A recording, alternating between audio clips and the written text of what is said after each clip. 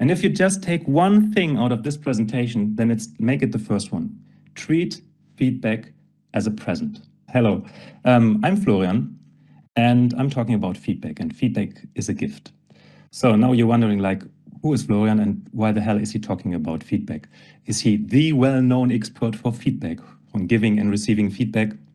For sure not.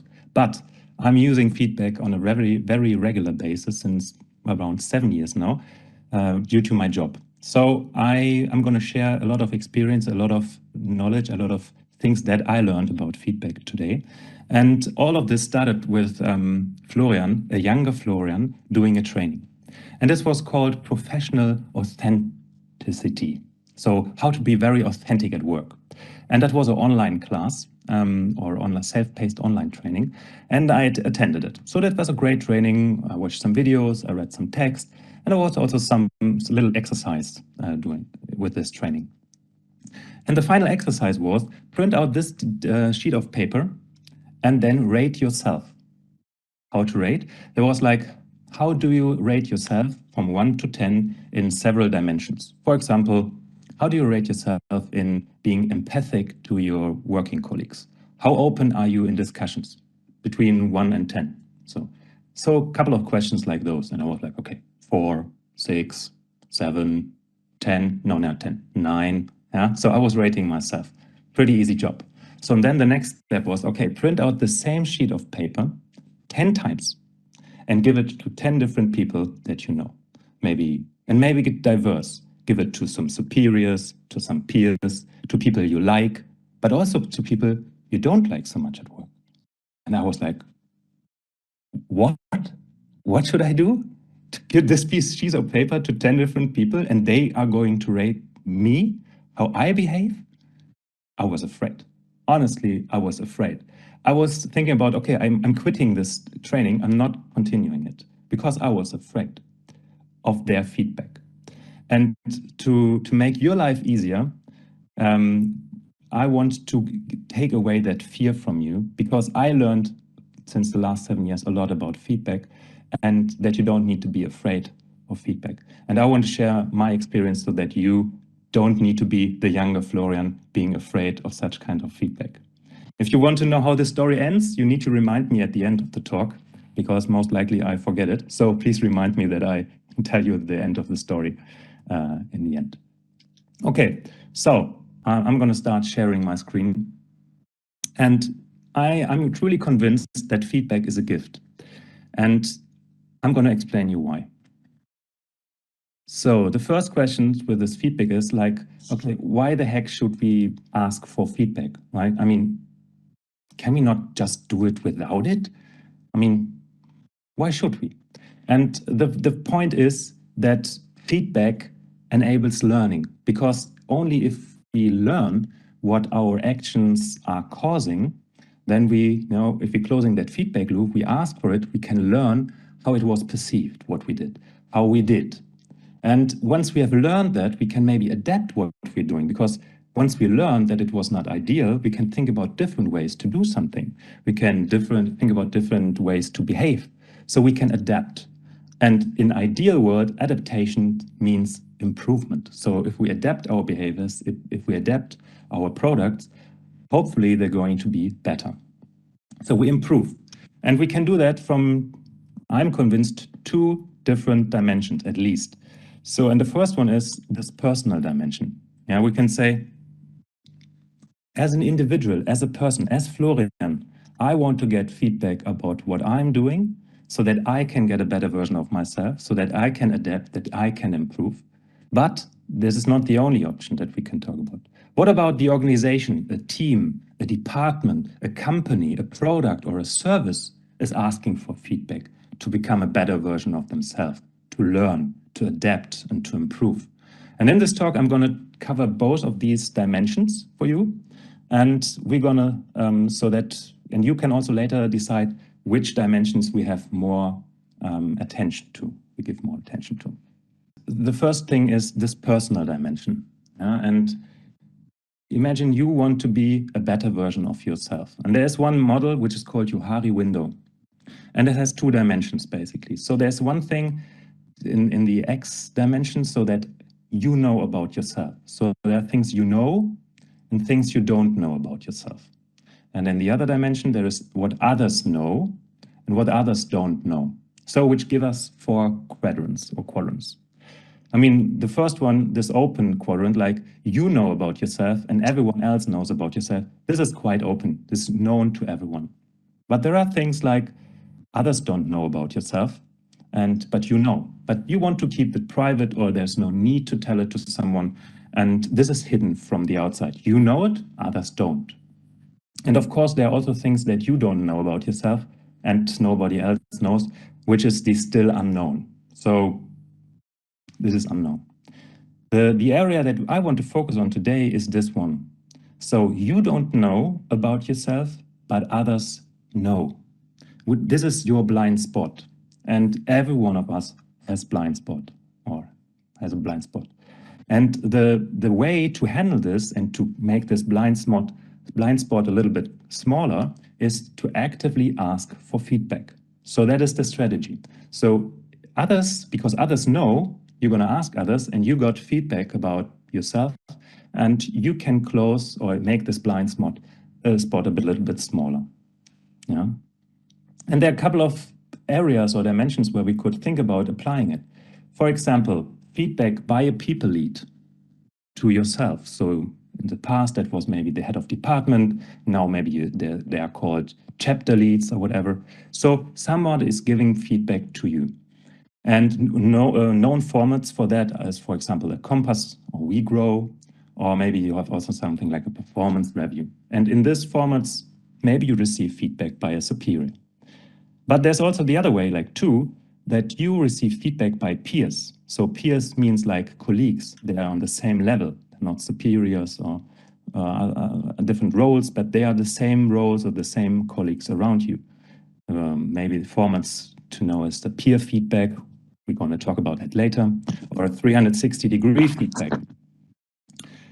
And the third option is maybe also, maybe that's not so well known. So maybe what about feedback to a leadership team? Like, the working colleagues give feedback to their leaders. And all of them can cause this smiley, this, oh my God, how I do that, yeah? I'm afraid. Think about the younger Florian that I talked about. I was pretty afraid of this peer feedback because, there are colleagues you don't like so much, and maybe you fear that they're going to beat your ass up with their feedback, right? So maybe I'm going to crying in my pillow tonight because of their feedback. So that was a fear that I had to that point in time. So I want to make one thing pretty clear. So we do not mix up feedback and the performance review. So feedback is not the same thing like performance review, okay? Of course, you can use feedback within a performance review, which is normally done like once a year, but feedback is so much more. You can give feedback and receive feedback a lot more times than once a year, and I really encourage you to do it much more often than once a year. So feedback is learning, feedback is adaptation, and that should be done much, much more often than once a year, and it should not be coupled or not just be connected with a performance review, which is in the end somehow connected to more money or the same amount of money or a different kind of job or the same kind of job. So please somehow separate feedback from performance review for the rest of the talk and hopefully also for the rest of your working life. So personal. What about the organizational point of view? When not the individual wants to get a better version of itself, but the company. So we can think about products or services that should be better. We can think about internal processes within your company, within your department, within your team that should get better, that should adapt and improve. And therefore we need feedback. And in the end, if you have better products, better services, and maybe also better processes internally, most likely also the customer satisfaction about our offerings is going to increase. So that means we can also create a feedback loop about such kind of things. And I'm going to, as mentioned before, I try to cover both dimensions within this talk. So now there are 2 problems with feedback. And I'm going to start with one, and this is, feedback given by humans is never ever objective. It's always subjective. And there are two reasons for that. Option number one is people. I'm going to zoom in here a little bit. So if you think that you are a very analytic person and that you perceive the one and only truth there is in the world, you're wrong, basically. There is something in our brain going on all the time, which is called perception filters. Yeah. So you receive some stimuli like you see something, you hear something, you smell it, you taste it, or whatever, with all your senses, and then it is not directly going to your conscious brain, but there is some perception filters in between. And perception filters means this is influenced by your upbringing, by experience, by something that you value, some core beliefs that you have, norms that you know. So everything is not just directly transferred to your brain, but always filtered. So some information which are not fitting to our beliefs, for example, are much more unlikely to be recognized than those that are known to our, or well known to our, or fitting to our values, fitting to our norms. So, and this is done in unconsciousness. So you don't know that you're doing it quite often. Yeah. There is one option to correct these filters by critical reflection, about self-reflection, to be very, reflective with yourself and think about, why do I see this the way I do it? Is this maybe because I did some experience which make me believe it is like this? Or is this maybe because of my upbringing? My dad told me like all the time that I should be on time. That's really important. Or why is that? Why that I value this or that I perceive it this way? And so that means there is not the one singular truth about the reality. And if you want to know more, you can click on that link later on. I'm going to share all of that Miro board. And you're going to find something about constructivism. And this means like each and everyone is more or less constructing his or her own reality. And there is a lot of documentation, a lot of writings about that. So to make that somehow, this picture is somehow representing it. So we have two persons having a look to the same figure, to the same thing, and the one says it's a 9 and the other one says it's a 6, because their physical location in space is different and they're looking from different angle to the same object. So this is a representation of maybe their different norms or different beliefs or different whatever upbringings. And although they see the same thing, they are somehow in different spots. And so they're not able to really see the same thing. And this is what happens to all of us. And this is the reason that maybe some of us perceive a situation in one way and the other one perceives it in a different way. For example, one colleague says, hey, like Guido was doing this presentation that I didn't like that, so that was too fast. And the other one says, no, that was a correct speed. That was totally fine to me. Although they've seen the same presentation by the same human in the same spot, the one person perceives it different than the other. So, and this is normal. And this happened to me like all the time during the last 6 and 7 years. So it's very individual what you perceive. And there's, a second reason that humans are a problem, especially our brains. And this is like the world is full of information. Millions of billions of informations are around us, and our brain is not able to recognize and process all the information at the same time, because otherwise it would just explode. Really, it would get too hot. So the brain has a trick. So it can filter out a lot of things that that are not necessary. They're not in focus at the moment. So if you focus on one particular task, you can, or one particular situation, or one particular thing, you can get a lot of information about this thing, but a lot of things which are around are not perceived in your consciousness. You don't see it, although it is just in front of your face. That means if you judge a situation, you should be aware that you have not perceived everything there was in a situation, but only the things that you created focus for, everything you looked for. This is perceived in consciousness. The rest is done unconscious. If you don't believe me, maybe you believe this experiment. You can click on that link. It's a YouTube video, I think 5 minutes long, but maybe please do that after the talk. And there you see how our brain is tricked all the time. And I promise this is really inspiring. It's really cool video. Okay, so problem one, people. We are not perfect. We are weak. So if we know that, we can also think about why don't we express feedback in this way? One, we know that we perceive it very individually, so we also should express our feedback in such a way. And there is one thing which is called nonviolent communication. You can, again, look it up if you follow the link, by Marshall Rosenberg. And what those guys are saying is basically, if we give feedback, we always should mention like our observations, the feelings that these observations caused within ourselves, the needs that we have, and if we want the other person to change something, we should also formulate a request or to ask the person to maybe change it because of our needs. So to give you an example, so it's, a lot of I messages because it's very subjective. I have seen that you have written an email to our vendor without a formal greeting in the beginning. That's the observation part, right? I have seen it. So now comes the feeling part. That made me feel uncomfortable. I didn't like it. And because that's the need, because I want us to be recognized as professionals. And now comes the explanation. In my opinion, our business emails to vendors should always contain a formal greeting as an expression of professionalism. And now there comes the request. So I would like you to consider writing a formal greeting in your next email.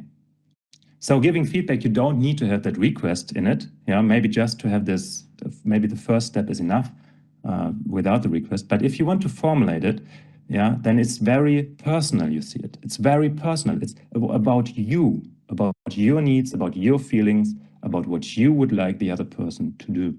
It's not objective, like, one does not write emails to vendors without a formal greetings. That's bad style. That would be like the absolute formulation, like no one is doing it. In this case, it's about you giving feedback, what you like, what you didn't like, and stuff like this. So problem number 2 is communication. I think that's the motto of this whole month, right? Communication. And communication is a math. And I'm going to start with this diagram on the left. So the problem here is this biggest circle is what we think and what we feel in our brain. And let's say that is like 100% of the information that we have. So this is in our brain. And now the first bloody thing is language. So the second smaller shape in this brownish color here is what we can express with words. So not everything which we think we have the perfect words for, especially if you're not talking in your mother language, right? As I'm talking now in English, I know much less words than in German. So, the number of adjectives and stuff, it's much smaller. So I cannot really express what I'm thinking and to the other person that I maybe give feedback to. And then is, what we actually say, it's even smaller because not all the words are fitting. I mean, we cannot just, concatenate words. We need to create sentences which make sense in some way. So we cannot, the words that we choose, and we don't have an unlimited amount of time. So the number of words we choose into a sentence in a certain time frame, that is what we actually say. And then comes the next problem. The other person that we give people feedback to needs to understand. And this is, as mentioned before, it's not just that everything that we say is directly transferred to the brain. It's somehow less than that. So what the other person understands is much, much less than what we have in our brain when we think about it. If you combine that with the previous thing, the sender-interpreter phenomenon, so that, the guy or someone who is receiving something is not just receiving, but is always passing that information through their filters. And so it's interpreted all the time by their communication filters. So communication gets into the way between what I think, what I perceive, and what I want to reflect, to give back as feedback to the other person. That's a problem. And again, if you want to have more information on that, there's a link also mentioned in here. So, conclusion from the first part. Feedback by humans is never, never, never absolute, objective, or right, but it's always subjective. And the feedback reveals a lot about the one who gives it, because whatever you value is very likely that you give me feedback about. So giving feedback reveals a lot about yourself. And if you consider those 2 points, it is quite clear, at least to me, that we should reflect this in the way how we formulate, how we give, and how we receive feedback. And to make that a little concrete, I'm going to start with the next section, like how the heck are we going to do it then? Let's start with how to give feedback. And if you just take one thing out of this presentation, then make it the first one. Treat feedback as a present. What do I mean by that? Imagine you are invited to a birthday party and you want to, come with a present, show up with a present. You think about like, who is the guy who invited me? Like, how old is he? What does he like? And stuff like that. So you choose your present based on that. And then you think also about like, okay, how do I wrap it? Which paper do I use? How do I give it to the other person? Because it's a nice way, right? So you want everyone to feel fine about it. And this is the way you should also treat feedback. Think carefully about what you feedback and how you give it to them. Use I messages, so make it personal. Maybe I like the way you do, or I don't like the way how you did it. I would have loved it different. I liked it a lot. It's about you, how you perceived something. It's not about the truth. It's about you, how you perceived it. And then it's really important as well, only with permission. So do not give people feedback that don't want to have feedback. So ask them, best case beforehand, maybe before a presentation or something. Is it okay? Do you want me to give you feedback about it?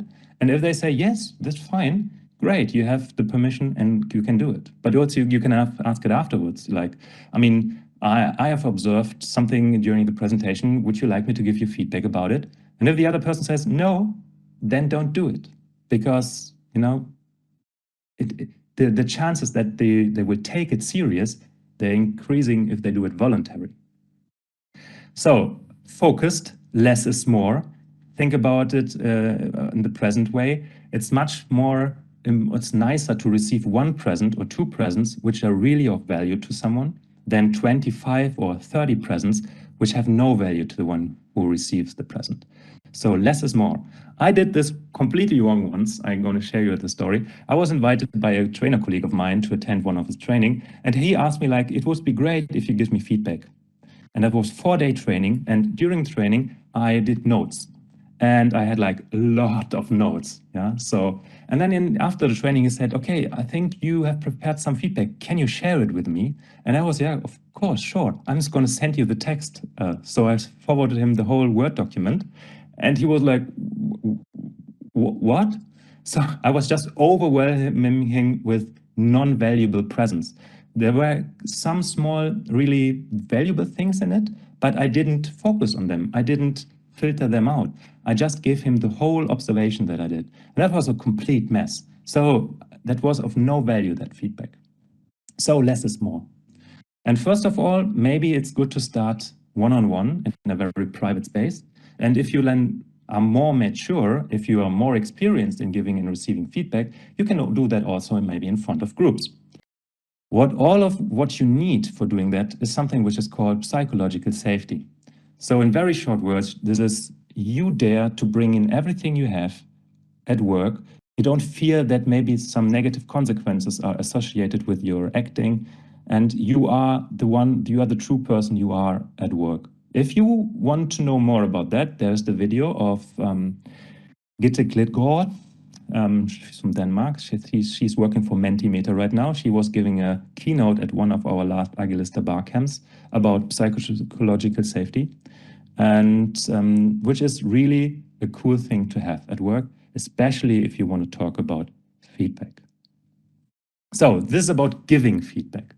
Now comes the other side. What about taking it, receiving it? And what's true for giving, treated as a present, is also true for receiving it. So whatever is brought to you, appreciate it. That's a present.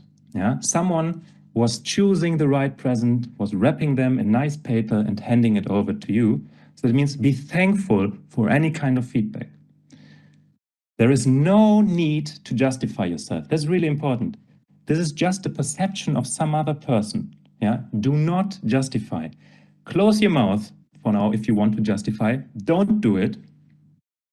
Count maybe 2 to 3 and then, continue.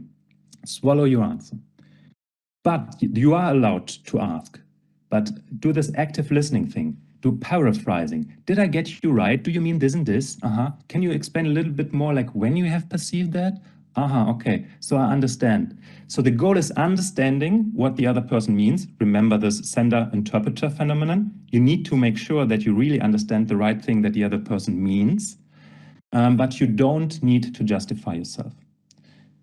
And once you have understand what the other person meant, it does not mean that you have digested it immediately, that you just like this change your behavior or change something on the product. This can take some time. So this digesting thing. Also for the person who gives feedback, do not expect the other person to immediately take it and change something. This is really give yourself the time to think about it, to process it, and then maybe after a while something will happen. Yeah, this is really important. All right, how to give it, how to take it. I brought you an example. This is a real life example, by the way. That is a feedback that I received because I know I do this, and it goes like this. So one example is, from my point of view, a good example, and the other one not so good example. So giving feedback, number 1. When you have given your presentation today, I have noticed you have started sentences, but didn't finalize them. Instead, in the middle of the sentence, you have started a new one. For me, this was signaling insecurity and put you in a weak position. I would like it more if you finish your sentences. Or option number 2, one does not start sentences and start a new one in the middle of the old one. You really should fix that. That is so unprofessional. So open your chat window and type in, what do you think is, from my point of view, the better way of giving feedback? Is it number 1 or is it number 2? This is one is like personal, it is not like judging, and it's not like absolute. That's correct. So receiving it. Number 1. Okay, so I received that feedback, so now I react. Okay. Do you remember the part of the presentation where it happened? Or have you observed it during the whole presentation? Option 1 or option 2. I know, I have not been doing this the whole time. I just was disturbed by PowerPoint not working as I expected. What is the better way of, receiving it? Is it 1 or 2? Still number 1, yes? Yeah, that's pretty correct, right? It's not about justification, it is about making it clear, was it the whole time or was it just a particular part in the presentation and stuff like this. So this happened to me really, and I realized that during the part of the presentation where I stumbled and did this, starting sentences and then starting a new one in the middle, I was not pretty sure about the topic. So I realized, okay, I need to be more, I need to know more about the topic if I want to give a good presentation about it. There was a point I was struggling, and that was that was showing by this starting sentences and not finishing it.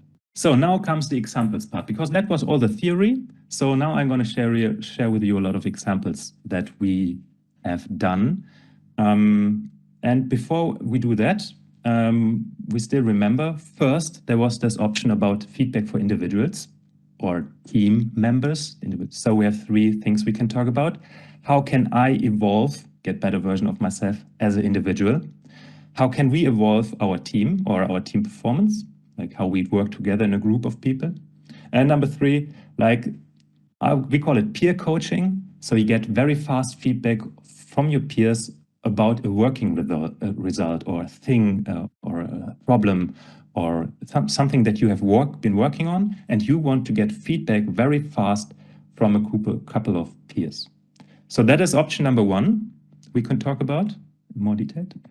And option number 2 is about feedback for working systems. What do I mean by that? Like, are we doing valuable things within our service or within our product or within our team? So, and second, do we meet the expectations of our customers?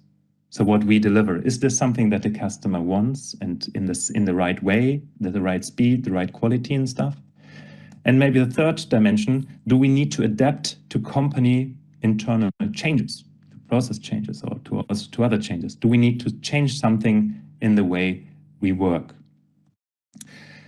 Before we go into detail, because we can, use the remaining time more on the one side or more on the other side, please enter the chat where we should spend more time for. I know you're more interested in the left-hand side. So let's start with this one, which is called Glow and Grow. This is a format that we use quite a lot for during workshops or trainings that we do. But you can also do this in very different ways. And it is about something did something, a task, like, for example, a workshop was moderated, or I don't know, an Excel sheet was created or something, I don't know. Yeah, something was done. And then you can ask people what is glowing, which is really shiny, which is brilliant, which is nice, and maybe something which is still have the potential to grow. You do not ask what is good and what is bad. Remember, feedback is a present. It should be nice. Yeah, everyone should receive it also as a present. So what is shiny? What is nice? What is great? And where do we see still some potentials in getting it even greater and even better? So the whole, how do you formulate it is positive. So if you have a look to the post-its, unfortunately, they're from German, they're on German, but a lot of start with like, I liked a lot. I would love if something would be different. It's a lot of I messages. So I, for example, prepare all the post-its that they always start with I liked, I didn't like. So they already start with I messages. So there's basically no chance to write in. I mean, of course, you can delete the text, but I want to make it as hard as possible to have non-subjective feedback on the post-its. And we use that quite a lot in trainings. And for example, in one training, there was one guy presenting something and to the very same crowd. And one person said, the way that you presented it was so great. It was the right speed, the right amount of details. I could immediately start working. That was brilliant. And two persons next to him, there was one guy saying, for me, that was too fast. I didn't get enough details about what I should do. I was lost. The same group, the same room, two persons perceived the same thing, totally different. And that is something that you quite easily find out if you do that with a lot of people, like you see like trends or patterns or something like that. It's pretty easy, just two arrows, two fields. You give one sticky on the left, one sticky on the right, and you get a quite good feedback about how this thing was perceived by a group of people. If you want it a little bit more elaborated, you can do that, for example, also for a role. Like, how is a role perceived? In this case, we have done it with a Scrum Master that asked, I want to be evaluated by my team. How good am I? What kind of Scrum Master am I? And there is this book called Scrum Mastery. And this book proposes 9 dimensions of a Scrum Master, like how disruptive, empathic, nurturing, and stuff like that. You see it in here.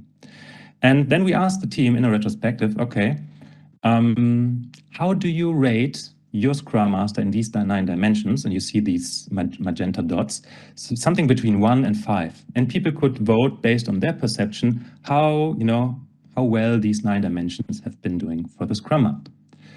And after that, we already combined that with the glow and grow. We said, okay, which of the 9 dimensions is the most glowing one? And where do we think is the most potential still to grow? And you see we have some shiny suns here and it's respected and also empathic. And here's a flower for growing, and there's a flower, and 3 on enabling. So this was a feedback. There is not the one and only feedback. You see that's diverse, although that's one team with one Scrum Master. They have the same guy or the same lady as a Scrum Master, but their perception of the different people is slightly different. But you see trends, like the Scrum Master role is always above 3, so that's a pretty excellent job he is doing. So although there are small differences in the details, you see a picture. Yeah. If you don't want to make it so elaborated, that's something I did once. When I was a temporary team lead, I asked my team, okay, I'm doing this the first time. I have no fucking idea whether I'm doing good or bad. Please help me evaluate myself. So I said this starfish thing, like keep doing, start doing, stop doing, less of and more of. And I said in one of the meetings, okay, I need your honest feedback about myself, how I am doing in my role. And I'm going to leave the room now, and I'll be back in 15 minutes, and I take a picture of that flip chart. So you can discuss and put your feedback there as you want. It's anonymous. I don't know who has written it, but I really need this. So I left the room. 15 minutes later, I came back. This was the result. So I took the picture and I could act based on their feedback. You see, there was nothing in stop doing, was first relief, but I think they have not been so super happy with me. Good. So I knew where I could improve, what I could maybe do different the next time. So those are examples for very individuals. You can do that for roles. You can do that after a task, whatever, although the formats are very different because they are different purpose, because they're different scenario that you cover. So that's also learning. First of all, make yourself clear about what you want to learn, what you want to improve, and then choose the way that you get feedback accordingly. So it should match. So let's say if you want to work on your team performance or how you are working as a team. So we did once a thing which is called I bring to the team, or I called it I bring to the team. And basically, let's assume you're all sitting around a table or virtually, you know who's next. And you start with a sheet of paper. And the simplest form is to do that. You ask everyone to fill out, of course, the name so that everyone knows who the sheet of paper belongs to. And then what I bring to the team. So what are my strengths? What are my weaknesses? What are my skills? What I like to do? So this is your field, number one. And then you also can express what I expect from the team. This is befilled, so these purple areas you fill out yourself. What I expect from the others in the team. And then, once you have done that, maybe in 4 to 5 minutes, you hand over your sheet of paper to the next person. Yeah, and you receive the one from the person next to you on the other side. And then you receive a sheet of paper, for example, Guido. And I think, okay, this is what Guido brings to the team. I can read it. This is what Guido expects from the others. And now I can give feedback about what I would like Guido to. For example, I would like Guido to show up more often in the office, or it would be great to have more one-on-one discussions with him about a technical topic. And remember, those are presents. So formulate the way of your wishes in this kind of a style of a present. I warn you, this is not the easiest thing to start with.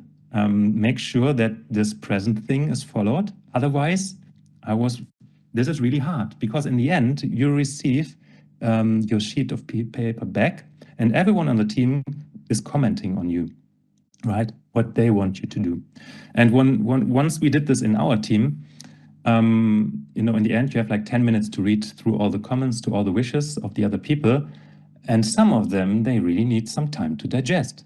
For example, I received the feedback, Florian, it's great that you're running 120%, but a lot of times 100% is enough. Okay. So I was overwhelming someone else with my energy or with my attitude or whatever. So I made them feel uncomfortable, and that made me uncomfortable reading it. But I received the feedback, and I could ask, okay, what can we do different then? So this was really beneficial for our team building. So as an individual, let's say you have worked out on an idea, or you're thinking about a problem, and you have come to somehow a conclusion, or you have something that you want to have feedback about from your peers. And this is something which is called peer feedback, a format which is pretty cool.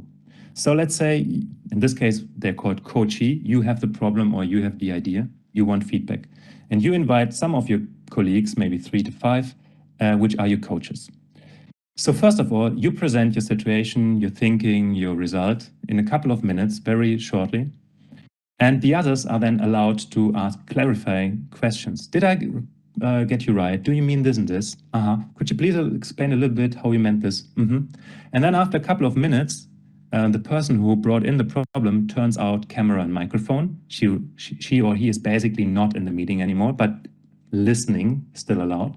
And then the others are, discussing about what they heard. Yeah, for example, like, I really liked how she approached this and this, but maybe she hasn't considered that and that. Maybe you could also contact that person. And so they're talking about the problem, which is pretty inspiring for the one only listening. So we received the feedback from the people doing it that the activity of pure listening is so valuable because you hear a lot of details. You focus so much on what the others say. You don't need to think about, okay, how do they see myself? Do I need to answer that? No need to justification, just listening and taking notes. And you get most of the people, I think nearly everyone who did this with us, left this very small council with more options than they started with. So they get inspiration, what to consider next and stuff like this. So is a really cool and nice format. You can, of course, change the times a little bit, but in like 30 to 40 minutes to receive a very cool feedback about something that you have been thinking about working on and stuff like that, a problem that is bothering you. So this is a really like a content-wise feedback, not about your behavior, but maybe on your way of thinking, way of doing something. Remember, we're doing the working system feedback thing. Let's assume you do a service or you have a product, and you can ask your consumers of the service or of the product, your customers, about something which is called Net Promoter Score. What is this? Basically, you can ask your customers, how likely is it that you would recommend our company or our service or product to a friend or colleague? And then something between you can say between 0 and 10. And all the answers is just a single number that you give. Yeah, you see that in a lot of web pages if you browse across the internet. So if you vote from 0 to 6, you are considered to be a negative vote. So it's unlikely to recommend this service. If you vote 7 and 8, you are considered to be neutral. And only if you vote a 9 or a 10, you are considered to be a positive vote. And then in the end, you are taking the positive votes in percentage minus the percentage of people that have a negative vote. And this gives you then your Net Promoter Score, which is something between plus 100. Everyone who was asked said is 9 or 10. And the other side of the scale is minus 100. Everyone voted between 0 and 6. And if you want to know more details, there are 2 links, how the Net Promoter Score is conducted. And the second link is to this web page where you just need to fill out your answers and it's automatically calculating it. So now you receive a 34 as your Net Promoter Score for your service. Okay, what the heck? I mean, why 34 and not 37? And what can we do to get from 34 to 37? You have no idea because you don't have any feedback that tells you what people liked and what people didn't like. So if you want to have it a little bit more elaborated, you can use something which is called fit for purpose cards. And the same idea like before, you ask people, question 1, tell us why you have chosen our offering. So 3 reasons. What was important to the customer? And then those 3 reasons can be rated, question 2, not between 0 and 10, but 0 and 5 in this case, but the principle is the same. And then, ask, why have you given that number? So you get a reason. So for example, some people I really liked the way of the presentation, or I really liked the food that you offered during the training or whatever. And some others said, I give it 2 because, for example, your audio quality sucked. Okay, so we have more details, more about why people give that feedback to our service, to our offering. So we have more to work on. So we don't have just a number, but we have some reasons. And this is about feedback about the processes. Like, how do we do things? And of course, we can just complain and say, everything is shitty here. That's just the way how it is. We need to live with it. Option 1. Or we can say, I mean, it's not ideal how it is right here. It's pretty shitty, but what can we do about it?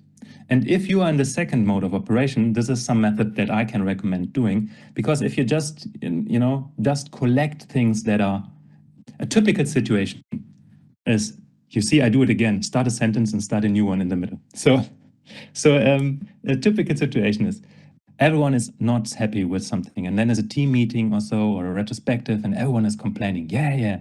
And then maybe the manager or the scrum master or whatever takes some notes and say, yeah, we need to raise that to management. And then you hear nothing from it. And next meeting, team meeting, it's the same shit again. Like, this is not working. We are complaining, and yeah, I take it with me. So it's not transparent where it's going. So let's assume you would collect those things, those improvement ideas, in kind of a backlog thing, or just on a wall. You call it options for improvements. And then you say, okay, based on those options, maybe we choose some which we are working on at the moment.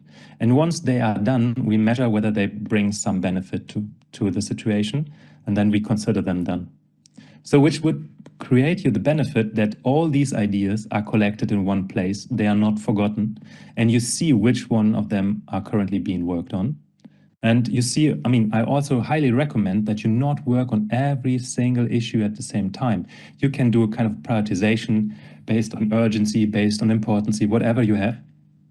So do not overwhelm your department, your team with too many changes at the same time. So but make it clear which ones you are working on. And so to give you this overview, so this is a feedback mechanism. The managers see, or the people responsible for the system see what options they have to work on. And the rest of the people see also which options are being worked on right now.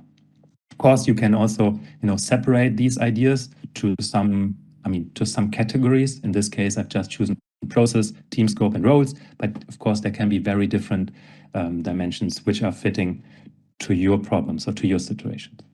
And we did that once in a team. So we had on the biggest meeting room, there was a giant white wall, and we created just this process, ideas to improve the system. And we encouraged everyone in the company or in this department to come up with ideas how we could create our working system. And then it was categorized, and and there was, you see here, there was one sticky to be tried next. So that was the one that got prioritized, and that one was the one that we have been working on. It was clear to everyone, those are not yet been worked on. They are still waiting in this option pool, and this is the one that we're currently trying to fix. And that was quite cool. So regularly reviewed and working quite good. Florian, there is one question coming to my mind. You spoke about the situation that we need to be ready for feedback, so to say, on both sides, and that we need to take a careful look how we formulate also things to make it in the positive direction. That's one of my key takeaways, by the way. What happens if somebody asks for feedback, because formally we have to do this, and he's asking, and then feedback is given, and it's finally not properly taken or pushed away or ignored, however you call it.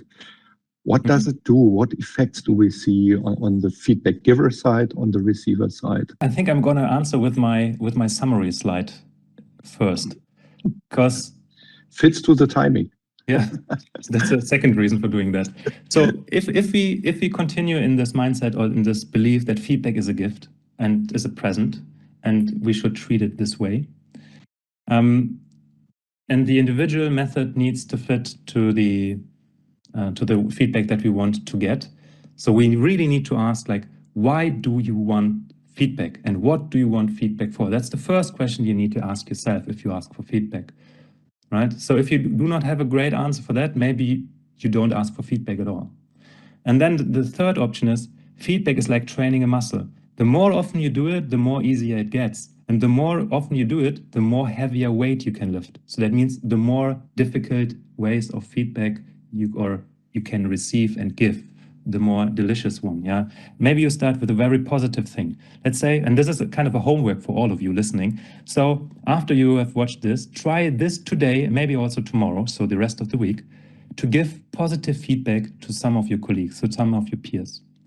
Very simple one, like I was doing with Guido lastly. I've seen him not for quite some time. I said, hey Guido, I've observed that you have a beard now, and I really like your new look like. So there's different colors, and I really like it. So so that was just the feedback, and Guido was like, what is happening right now, right? Because normally we don't give feedback on a personal basis for that matters. We are technical expert, right? So we don't talk about what we observe and what we like and don't like.